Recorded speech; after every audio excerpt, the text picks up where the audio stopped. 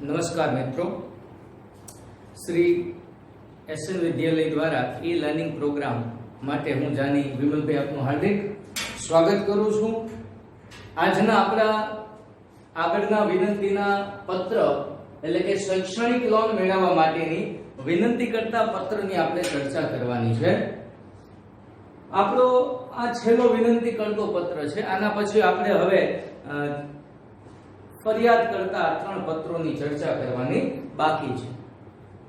હવે અહીંયા વિનંતી કરતા પત્ર અગાઉના આપણા વિડિયોમાં કુલ 7 વિનંતીના પત્રોની ચર્ચા આપણે કરી ગયા છે. હવે આપણે અહીંયા કોઈ વ્યક્તિ હર્ષદભાઈ સોલંકી એમના જે તે બાબત માટે શૈક્ષણિક લોન મેળવવા માટે એ વિનંતી કરતો પત્ર લખી રહ્યા છે.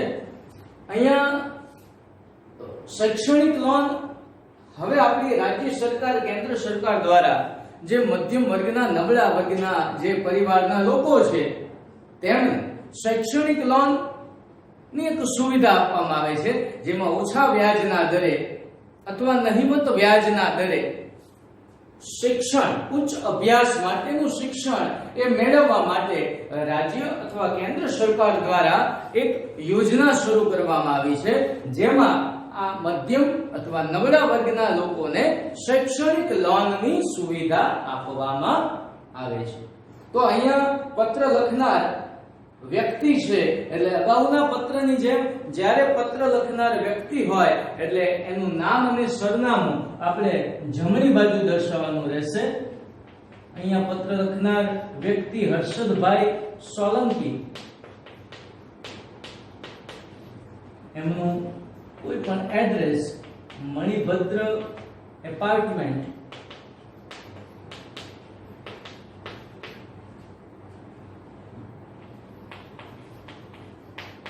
ત્રિલોક પાર્ક, ડાર્બેલ રોડ, સુરેન્દ્રનગર. પિનકોડ નંબર આપણે દર્શાવી દઈશું, તારીખ આપણે દર્શાવી દઈશું.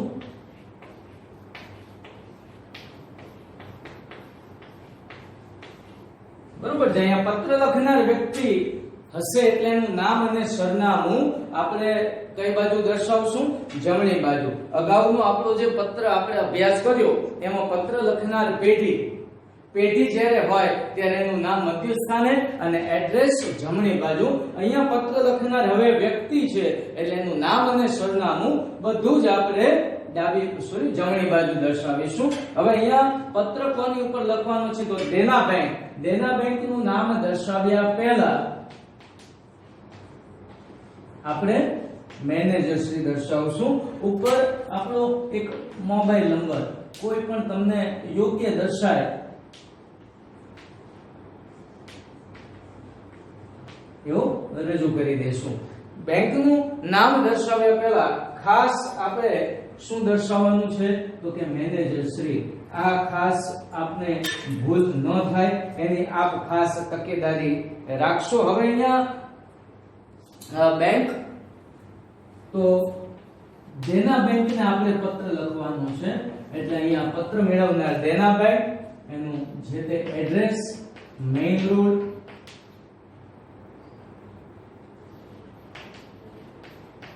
મેઇન બ્રાન્ચ,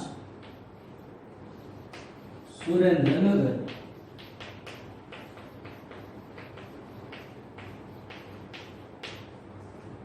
અને હવે પત્રનો મુખ્ય વિષય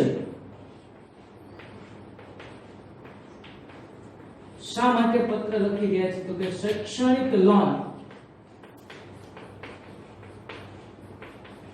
મેળવવા બાબતે. શૈક્ષણિક લોન છે એ વ્યક્તિ અને વેપારી બંનેને મળી શકે છે, માટે શૈક્ષણિક લોન મેળવવા માટેનો પત્ર અહીંયા વ્યક્તિ પણ લખી શકે અને કોઈ વેપારી પણ લખી શકે, પણ અહીંયા આપણે વ્યક્તિ તરીકે ખાસ બતાવીશું. પત્ર માટેનું સંબોધન હંમેશા બેંકના પત્રમાં આપણે દર્શાવવાનું રહેશે, સાહેબશ્રી. અને હવે આપણા પત્રનો મુખ્ય ભાગ આ સાથ જણાવવાનું કે અમે આપની બેંકમાં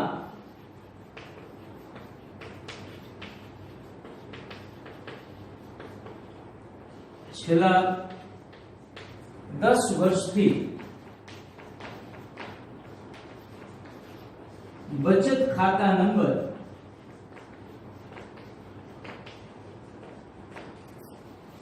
31,577,518,32 ધરાવીએ છીએ।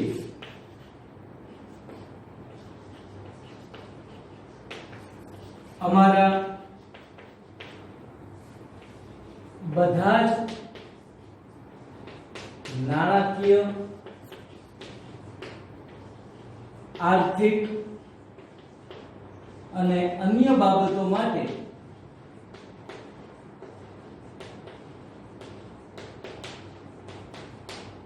અમે આપની બેંક શાખાનો જ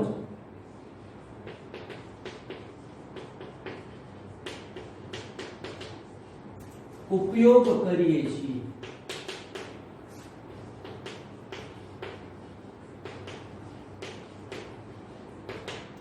બરોબર છે। અહીંયા હંમેશા પહેલો પેરેગ્રાફ આપણો કોમન બનાવવાનો છે કે અમે આપની બેંકમાં છેલ્લા 10 વર્ષ, 12 વર્ષ, 15 વર્ષ, 20 વર્ષ જે આપણે દર્શાવવા હોય બચત ખાતા નંબર, અહીંયા પત્ર લખનાર વ્યક્તિ છે એટલે બચત ખાતા નંબર દર્શાવીશું।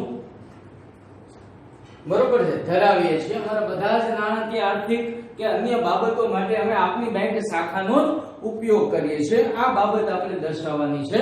હવે બીજા પેરેગ્રાફમાં પત્ર શા માટે લખી રહ્યા છીએ તો કે અહીંયા શૈક્ષણિક લોન મેળવવા માટે।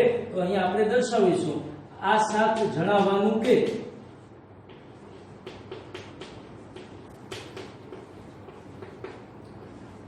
રાજ્ય સરકાર દ્વારા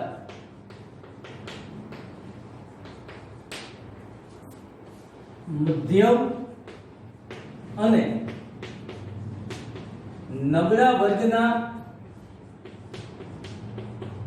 લોકો માટે શૈક્ષણિક લોનની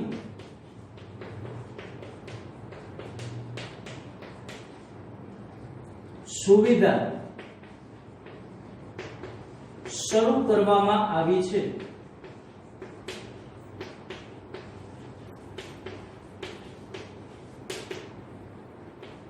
મારે પણ મારા પુત્ર માટે ઉચ્ચ અભ્યાસ માટે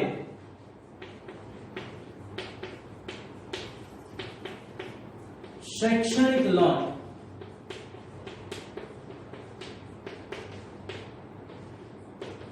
મેળવવી છે। મારો પુત્ર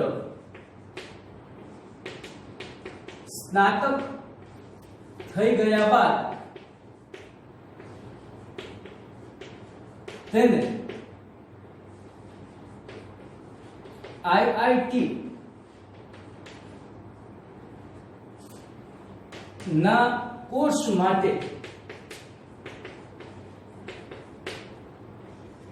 ₹15 લાખની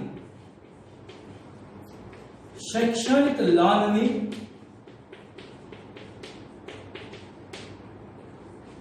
જરૂરિયાત છે। બરોબર છે। બીજા પેરેગ્રાફમાં આપણે દર્શાવીશું કે અહીંયા મારો પુત્ર એ સ્નાતક થઈ ગયા બાદ એને આઈઆઈટી નો કોઈ ઉચ્ચ અભ્યાસ માટેનો કોર્સ કરવાનો છે। તો રાજ્ય સરકાર અને કેન્દ્ર સરકાર છે અહીંયા મધ્યમ અને નબળા વર્ગના લોકો માટે જે ઉચ્ચ અભ્યાસ માટેની ફી ભરી શકતા નથી તેવા લોકો માટે સરકાર દ્વારા એક અહીંયા સેવા સુવિધા શરૂ કરવામાં આવી છે કે શૈક્ષણિક લોન આવા મધ્યમ અને નબળા વર્ગના લોકો માટે જે ઓછા વ્યાજના દરે અથવા નહિવત વ્યાજના દરે આપવામાં આવે છે। તો આવી લોન મારે મેળવવી છે કારણ કે મારો પુત્ર છે એ સ્નાતક થઈ ગયો અને હવે એને આઈઆઈટી ના કોર્સ માટે આ અભ્યાસ માટે અમારે શૈક્ષણિક લોન મેળવવી છે।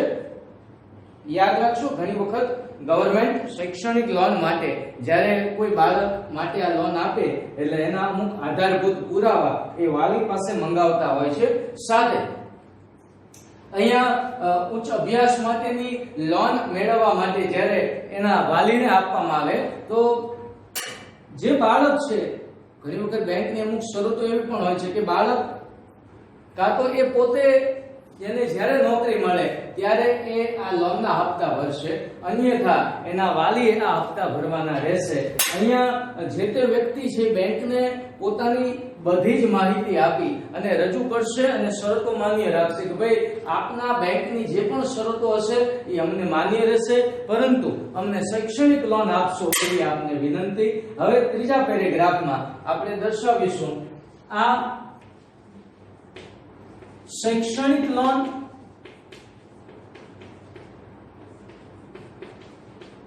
મેળવવા માટેની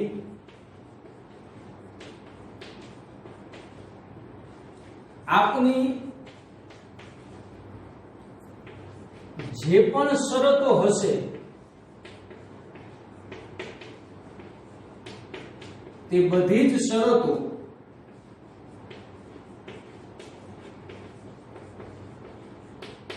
અમને માન્ય રહેશે. આપના દ્વારા શૈક્ષણિક લોન માટેના જે પણ નિયમો હશે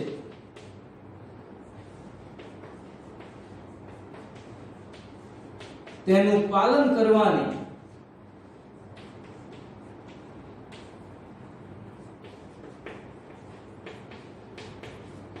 અમે ખાતરી આપીએ છીએ.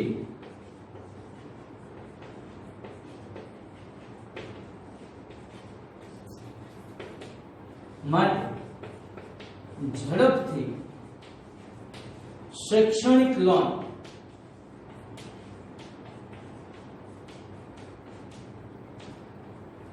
મંજૂર કરશો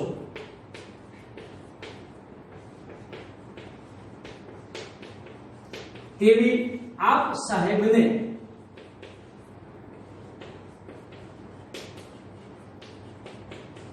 નમ્ર વિનંતી. અને લાસ્ટમાં આભાર. બરોબર છે. અહીંયા બેંકમાં આપણે દર્શાવવાનું છે કે શૈક્ષણિક લોન મેળવવા માટે આપની જે પણ શરતો હશે એ બધી જ શરતો અમને માન્ય રહેશે. આપ દ્વારા શૈક્ષણિક લોન મેળવવા માટેના જે નિયમો હશે, જે પણ વ્યાજનો દર હશે, આપના નાણાં પરત કરવા માટેના જે પણ નિયમો હશે એ બધી જ બાબતોનું, એ બધા જ નિયમોનું અમે પાલન કરવાની આપને ખાતરી આપીએ છીએ અને ઝડપથી શૈક્ષણિક લોન અમારી મંજૂર કરશો એવી આપ સાહેબશ્રીને નમ્ર વિનંતી. બરોબર છે. અહીંયા શૈક્ષણિક લોન એ ખાસ કરીને મધ્યમ અને નબળા વર્ગના લોકો એને આપવામાં આવતી હોય છે. જે લોકોની આવક ઓછી હોય અથવા જે લોકો ઉચ્ચ અભ્યાસ માટે ઈચ્છુક છે, એમનું બાળક ઉચ્ચ અભ્યાસ મેળવવા માંગે છે પરંતુ એમની પાસે નાણાકીય બાબતનો અભાવ છે, આવી દરેક બાબતો માટે રાજ્ય સરકાર કે કેન્દ્ર સરકાર દ્વારા ઉચ્ચ અભ્યાસ માટે શૈક્ષણિક લોન કોઈ અમુક નિયમોને આધીન, અમુક શરતોને ધ્યાનમાં રાખી એ આપવામાં આવતું હોય છે. ખાસ બાબત કે અહીંયા મધ્યમ અથવા નબળા વર્ગના લોકોને આ લોન ખાસ આપવામાં આવતી હોય છે. અહીંયા પત્ર લખનાર જનરલી વ્યક્તિ જ હશે, એટલે પત્ર લખનાર વ્યક્તિ જ હશે એટલે એનું નામ અને સરનામું આપણે જમણી બાજુ દર્શાવીશું. ખાસ એ બાબત નોંધશો. બીજું, હવે અહીંયા પત્ર લખનાર વ્યક્તિ હશે એટલે જ્યારે અહીંયા પત્ર પૂરો કરીએ આપનો વિશ્વાસુ પત્રનું સમાપન અને ત્યારબાદ સહી છે એ પત્ર લખનાર અહીંયા હર્ષદભાઈ, તો એમના નામની આપણે સહી દર્શાવીશું અને લાસ્ટમાં એમનું નામ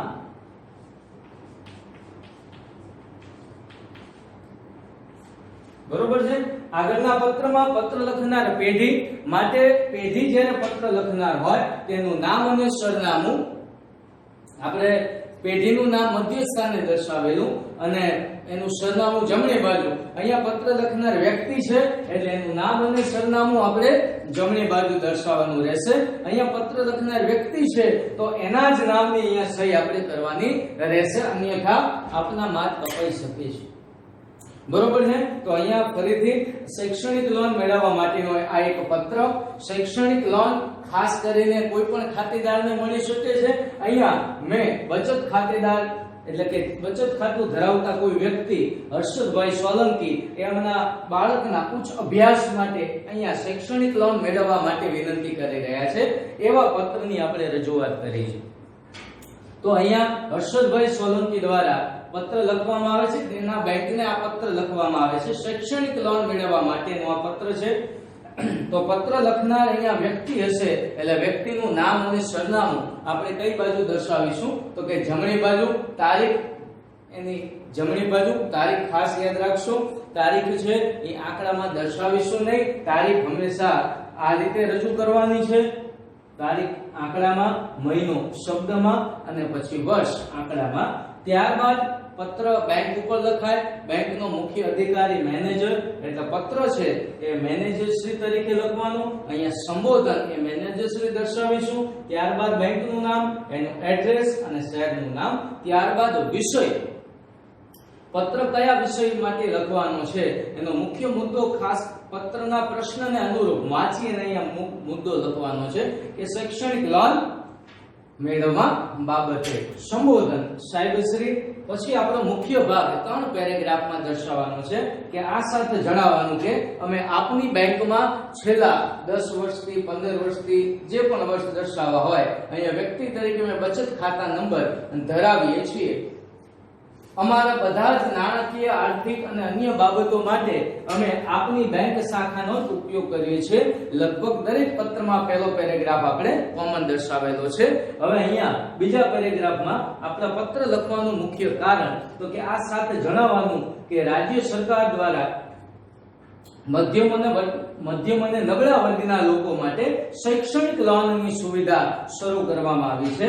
મારે પણ મારા પુત્ર માટે ઉચ્ચ અભ્યાસ માટે શૈક્ષણિક લોન, કોઈ બાળક સ્નાતક થઈ જાય તો સ્નાતક થયા બાદ ઉચ્ચ અભ્યાસ માટે એટલે માસ્ટર ડિગ્રી માટે, સ્નાતક એટલે બેચલર ડિગ્રી, ધોરણ 12 પછીના 3 વર્ષ એને સ્નાતક કહેવામાં આવે છે। આ બાબત ખાસ નોંધ કરશો, બરોબર। આ સ્નાતક એટલે ધોરણ 12 પછીના કોલેજના 3 વર્ષ, એ પછી બીકોમ હોય, બીએ હોય, બીએસસી હોય, બીસીએ હોય, બીઈ હોય, કોઈ પણ સ્નાતક એટલે કોલેજના 3 વર્ષ એ પૂર્ણ કર્યા બાદનો ઉચ્ચ અભ્યાસ એટલે માસ્ટર ડિગ્રી, બરોબર। તો એના માટે મારા પુત્રને આઈઆઈટી ના કોર્સ માટે 15 લાખ રૂપિયાની શૈક્ષણિક લોનની જરૂરિયાત છે। અહીંયા સ્પષ્ટ કરી કે ભાઈ મારે આ કોર્સ કરવાનો છે તો આ કોર્સ માટે મારે શૈક્ષણિક લોનની જરૂરિયાત છે।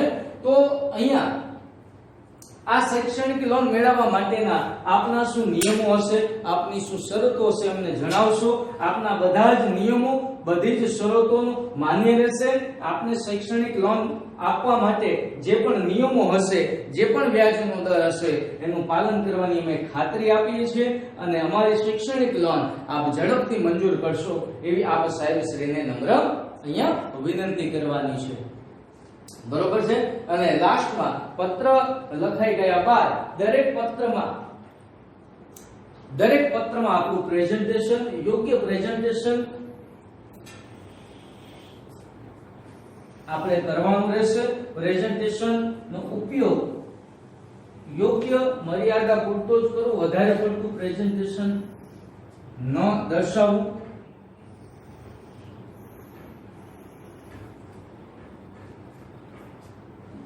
પત્ર લખાઈ ગયા બાદ, બધા જ પત્ર લખાઈ ગયા બાદ પ્રેઝન્ટેશન નો ઉપયોગ કરશો આપ।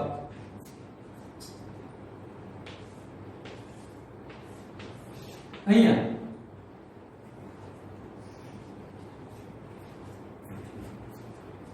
પત્રને અનુરૂપ દરેક બાબતો લખવી યોગ્ય ગણાશે। અહીંયા શૈક્ષણિક લોન માટેની જ બાબતો છે. તો શૈક્ષણિક લોન મેળવવા માટેના જ શબ્દો એ પત્રમાં ઉપયોગ થવા જોઈએ. આમ અહીંયા વિનંતી કરતા કુલ પત્રો આપણે 8, મેં જ્યારે પહેલો આપણો વિડિયો એમાં આપણે ચર્ચા કરેલી કે એમાં વિનંતી કરતા કુલ 8 પત્રો અને ફરિયાદ કરતા કુલ 3 પત્રો. તો અહીંયા વિનંતી કરતા પત્રો 8મો પત્ર આપણે અહીંયા અભ્યાસ કર્યો. હવે પછી આપણે જ્યારે પણ ચર્ચા કરીશું એ ફરિયાદના પત્રની ચર્ચા કરીશું. હવે અહીંયા વિનંતી કરતા પત્રની ચર્ચાઓ પૂર્ણ થશે. તમને સ્વાધ્યાયમાં પહેલો એક પત્ર તમને આપેલો છે જનધન યોજના માટે, જનધન યોજના અંતર્ગત ખાતું ખોલાવવા માટેની. તો એ પત્ર આપની નોટબુકમાં જનધન યોજના અંતર્ગત ખાતું ખોલાવવા માટે આપે એ પણ એક પ્રકારનો વિનંતીનો પત્ર છે. તો આપના નોટબુકમાં આપના શબ્દમાં એ લખશો જનધન યોજના એ એક મધ્યમ કે નબળા વર્ગના લોકો માટે શરૂ કરવામાં આવી છે. જે વ્યક્તિઓ ખાતું ધરાવતા નથી, બેંકમાં કોઈ જ પ્રકારનું ખાતું ધરાવતા હોતા નથી, તેવા લોકો માટે કેન્દ્ર સરકાર દ્વારા એક યોજના શરૂ કરવામાં આવી જેથી ભારતના દરેક નાગરિક બેંકમાં ખાતું ધરાવતો હોય. તો માટે જનધન યોજના માટેનો તમને એક આપની બુકમાં સ્વાધ્યાયમાં પહેલો પત્ર આપેલો છે. આ પત્ર બાદ એ પત્ર એને ક્રમ નંબર 9 આપી આપ એની થોડી પ્રેક્ટિસ કરશો એવી મારી વિનંતી. શબ્દ તમારી ભાષામાં તમે લખશો.